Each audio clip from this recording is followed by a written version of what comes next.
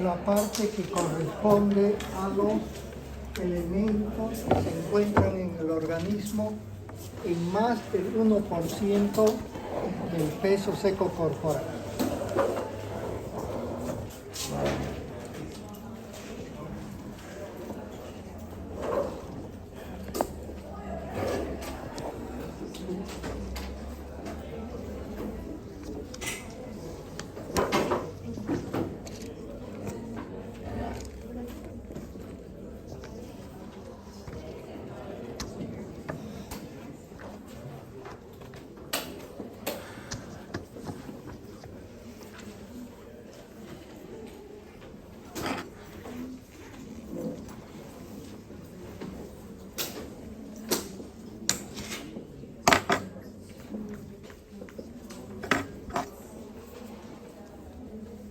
Bien, entonces estos serían los elementos considerados macro porque se encuentran en más del 1% del porcentaje del peso seco corporal.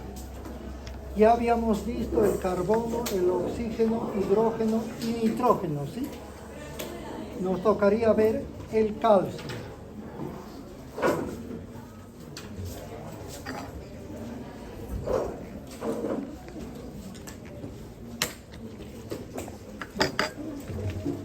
El calcio tiene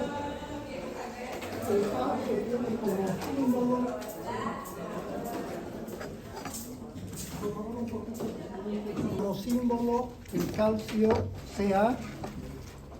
Tenemos como porcentaje del peso seco corporal el 4%. Porcentaje total del cuerpo, eso incluye agua, todo, aproximadamente el 1.5 a 2%.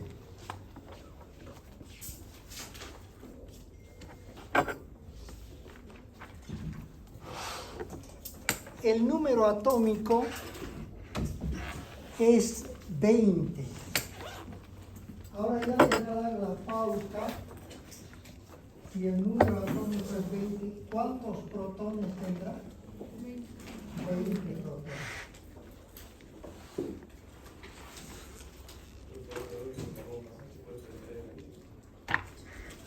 Lo que les decía de la pauta que nos puede guiar es la parte de la imagen, ¿verdad? El calcio se encuentra en la segunda columna, empezando de la izquierda. Para que recordemos, la primera columna, a excepción del hidrógeno, todos son alcalinos, metales alcalinos. Solamente por la imagen ya nos puede dar la pauta. La segunda también son metales alcalinos, pero tiene otro apellido más, alcalino térreos. ¿Qué quiere decir? Que son los más parecidos a la Tierra. Entonces, ya por esa imagen, nosotros podemos darnos cuenta de qué es el calcio desde el punto de vista de su carácter físico. ¿Ya? Será sólido y con relación al carácter químico será un metal ligero alcalino térreo.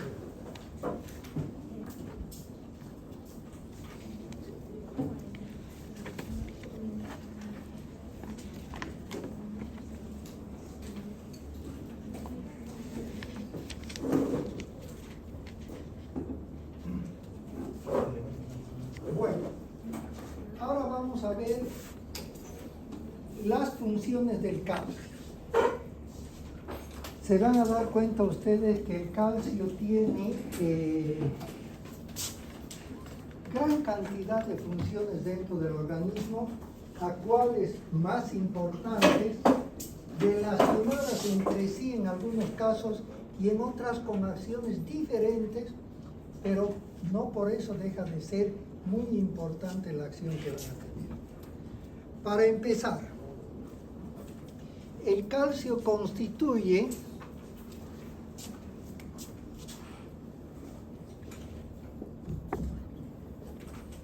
uno de los principales cationes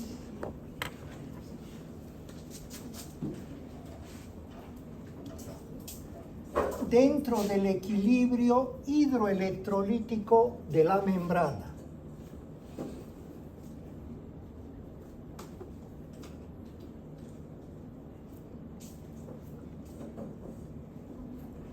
Forma parte importante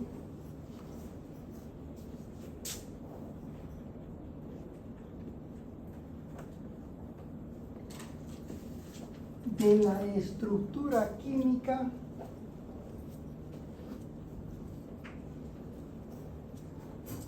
de los huesos y de los dientes.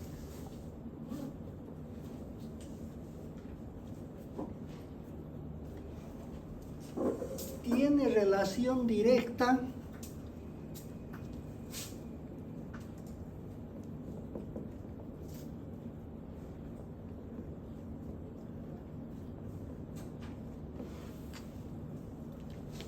con las hormonas paratiroideas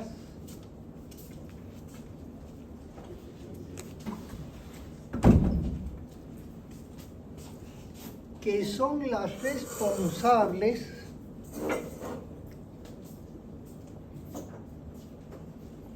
de la regulación del calcio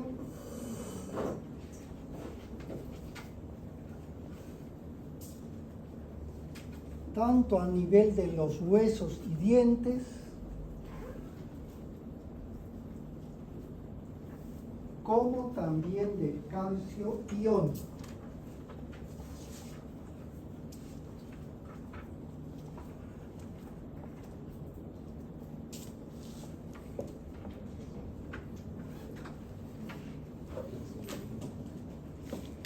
Tiene relación directa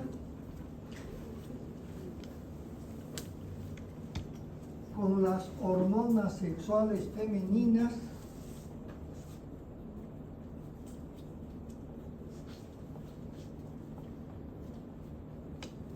en particular con los estrógenos.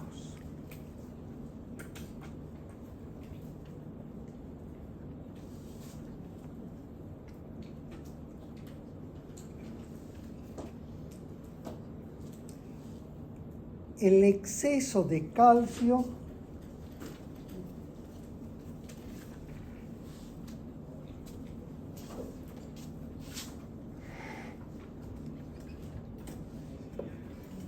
está relacionado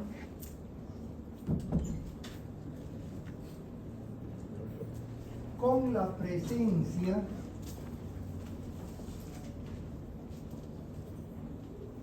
de los cálculos renales o biliares.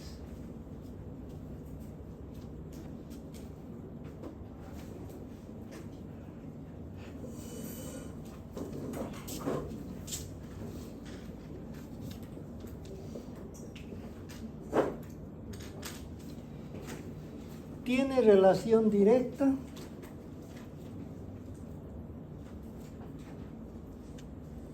con la presencia y acción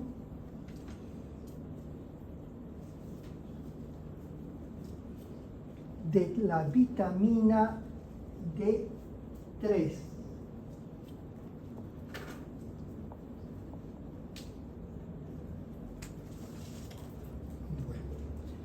Entonces podrán fijarse ustedes que el calcio tiene un sinnúmero de funciones, y como les decía,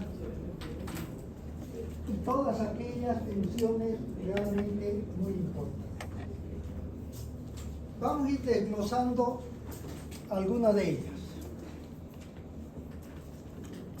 El calcio es uno de los principales cationes. Les decía, no es por redundar, pero vamos a mencionar de varios elementos que son uno de los principales cationes. ¿Por qué volvemos a utilizar esa misma palabra? Porque hay otros cationes que no son principales. Por eso es que mencionamos uno de los principales. porque hay otros cationes secundarios. Para diferenciarlos es que decimos, ¿y cuáles son los principales cationes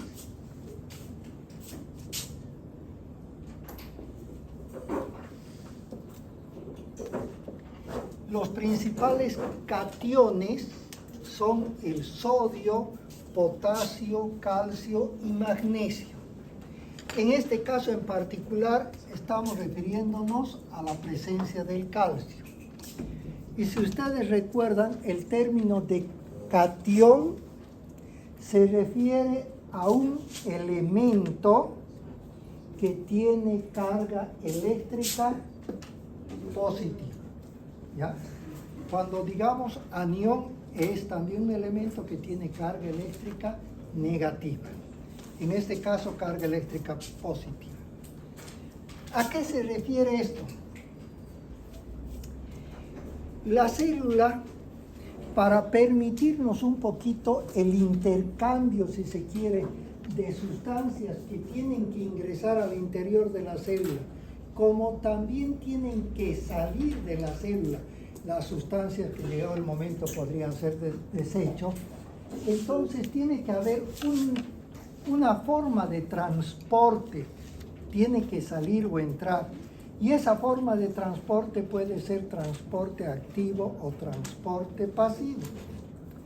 ¿Cuándo llamamos transporte pasivo? Cuando va de acuerdo a la gradiente, ¿ya? A la corriente, si se quiere, y que no necesita mucho gasto de energía. La manera más fácil de hacer comprender esto es la corriente de un río. Esa es la manera más fácil. ¿Por qué? Porque cuando uno tiene que nadar en el río a favor de la corriente, ¿tiene que gastar energía o no? No, con flotar ya le lleva la corriente. Ese es el transporte pasivo, aprovechando la gradiente que va a haber, ya sea del interior de la célula hacia el exterior.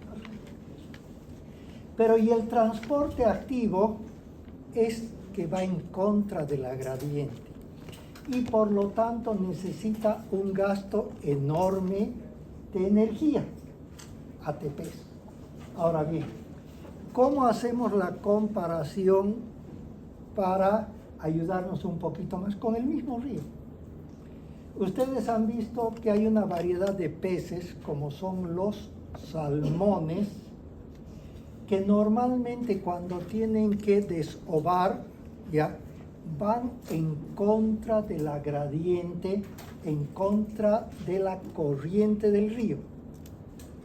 Por eso es que muchos salmones o mueren, ¿ya?, porque no llegan hasta los lugares donde tienen que desovar, o en algunos casos llegan muy heridos porque tienen que ir en contra de la gradiente, y si hay piedras, hay algunos palos, lo que sea, se están raspando, se están rasmillando, y por lo tanto pueden llegar también mal.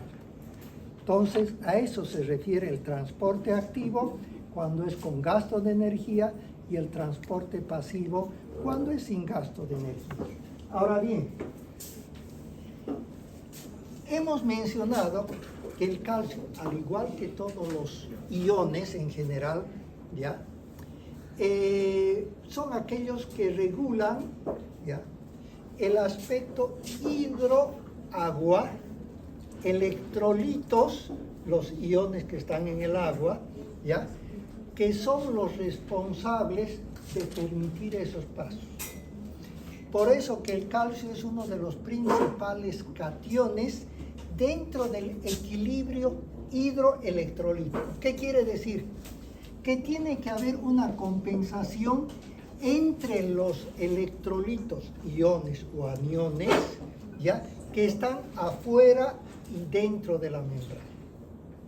Tiene que haber, lo que les he mencionado, un equilibrio hidroelectrolítico. Eso es cuando está en reposo. Hidroelectrolítico, está en reposo. Pero cuando tiene que tener actividad, Eso me imagino que hasta en colegio hemos debido ver en física. Polos iguales se repelen, ¿sí? Polos contrarios se atraen. Si en alguna célula, por alguna necesidad, tenemos un anión, el anión ¿qué carga eléctrica tiene? Negativo, y está afuera. Y viene un producto que necesita entrar, y ese producto tiene carga eléctrica negativa. ¿Puede entrar o no? No, porque se van a repeler los dos negativos. Entonces se activa y se da la vuelta. Entonces aparece la carga eléctrica positiva acá y la carga eléctrica negativa dentro. Entonces va a permitir que el transporte activo, va a permitir que entre a través de un mecanismo, no es simplemente la corriente, a través de un mecanismo. Y estas sustancias van a ingresar. Una vez que ingresan, nuevamente se da la vuelta al reposo. Nuevamente se da la vuelta al reposo. Entonces, normalmente vamos a ver que hay iones, carga eléctrica positiva o negativa, que en condiciones naturales de reposo se encuentran adentro o se encuentran afuera. En este caso, el calcio, ¿ya? El calcio se va a encontrar afuera, ¿ya? Es más extracelular. Perdón, ¿algo querían opinar ustedes? ¿Usted?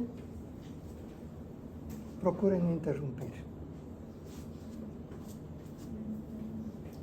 Bueno, entonces, en este caso, el calcio es extracelular, ¿ya? Bien, esa es otra de las funciones. Cuando nosotros consumimos bajo cualquier circunstancia, inyectables, tabletas, grajeas, efervescentes o alimentos, ¿ya? El calcio se va a distribuir en el organismo, ¿en qué parte? La mayor parte del calcio que ingresa al organismo, a los huesos y a los dientes. Pero aparte habrá otro tipo de calcio o no, que se encuentra en muy poca cantidad, que es el calcio que acabamos de hablar. El calcio que está circulando es el calcio iónico, que es lo que hemos visto ahorita. El calcio iónico es el que está circulando. Se encuentra en muy poca cantidad. Normalmente de todo el calcio que consumimos, más del 90% van a ir a los huesos y a los dientes. Y menos del 5% va a estar circulando como calcio iónico. Calcio iónico, aquel que tiene carga eléctrica, ¿ya? Y en este caso, carga eléctrica positiva. Bien. Hemos tocado esto, pero vamos a tocar también algo con relación acá. Muchas veces, y esto es importante que tomemos en cuenta, cuando una persona es joven, entre comillas, cualquier tipo de calcio es fácilmente asimilable, porque tiene mucha ayuda para asimilar el calcio. Cuando la persona es mayor, disminuye esas formas de ayuda de asimilación del calcio. Por lo tanto, si ustedes de niños pequeños toman leche, esa leche que toman es suficiente para el calcio. Suficiente, ¿ya? Pero en una persona mayor, vamos a ver si la leche es buena o no después. Toma leche, no es suficiente. ¿Por qué? Porque ya no tiene los mismos mecanismos de asimilación que una persona joven, ¿ya? Y en algunos casos, ¿qué hacen? Toman gran cantidad de sustancias que tienen calcio, tabletas y de todo en exceso, y como el organismo no tiene esa capacidad de asimilar para utilizar, se queda como depósito. ¿Y dónde se va a quedar como depósito? En los riñones y en la vesícula. Han escuchado, me imagino, hablar de los cálculos biliares, cálculos renales. ¿De qué son los cálculos? De calcio. ¿Y de dónde tienen esa cantidad para formar? Son fosfatos cálcicos. Fosfatos cálcicos. Bien. Otro de los aspectos muy importantes es hablar un poquito de las glándulas paratiroideas o paratoideas. ¿Dónde se encuentran estas glándulas?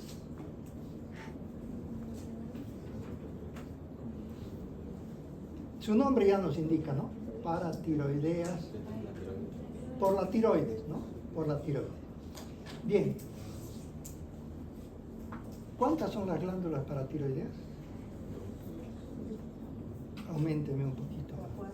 4. Más o menos 4. Más o menos porque puede haber un poquito más. Puede haber. Miren cómo la naturaleza y la experticia humana hace que de alguna manera nosotros podamos, sin necesidad de contar, podamos saber si están funcionando nuestras glándulas en el caso de una cirugía. Voy a aclararles. Las glándulas paratiroideas están en la parte posterior de la glándula tiroides, en la parte posterior, ¿ya? ¿De qué tamaño son? Más pequeñitas que una lenteja. Son muy pequeñitas, ¿ya?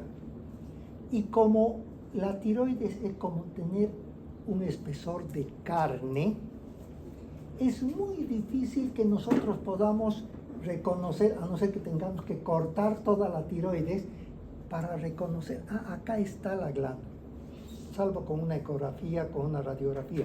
Pero así es muy difícil porque está en el espesor de la tiroides, ¿ya? ¿Y por qué es importante tomar en cuenta este aspecto? Cuando una persona tiene el coto, el bocio, ¿saben qué quiere decir coto, no? Pero, ¿y saben de dónde viene? No. Hay una población que antes era endémica acá. Cotoca. Era endémico. De ahí viene el coto, ¿ya? ¿Por qué? Porque el agua no tenía suficiente yodo y ni siquiera había la cantidad suficiente, ¿ya?, de sustancias que consumían que tengan yodo. Y por lo tanto, esa glándula tenía que esforzarse para sacar la mayor cantidad posible de yodo. Y para eso, ¿qué hacía? Como cualquier sustancia muscular, aumentaba de tamaño y se hacía el coto. Bueno, cuando esta hipertrofia de la glándula tiroides era necesaria sacar, miren la importancia de la anatomía. ¿Qué se hacía? Se sacaba toda la parte de adelante de la tiroides. No se tocaba la última parte. ¿Por qué no se tocaba? Porque en la parte posterior estaban las paratiroides. Ni siquiera las han visto. No había necesidad de verlas. Solamente sabían que al no sacar la parte posterior de la tiroides, sabían que ahí estaban las paratiroides. Pero ¿y qué pasaba si al sacar se llevaban una paratiroides? ¿Qué pasaba? Nada. Con las otras era suficiente para la asimilación de la función del calcio. Entonces no pasaba nada. Miren ahora. Se dejaba parte de la tiroides, parte posterior, porque ahí estaban las glándulas paratiroideas. Ahora bien, si ese tumor, esa hipertrofia, ese crecimiento de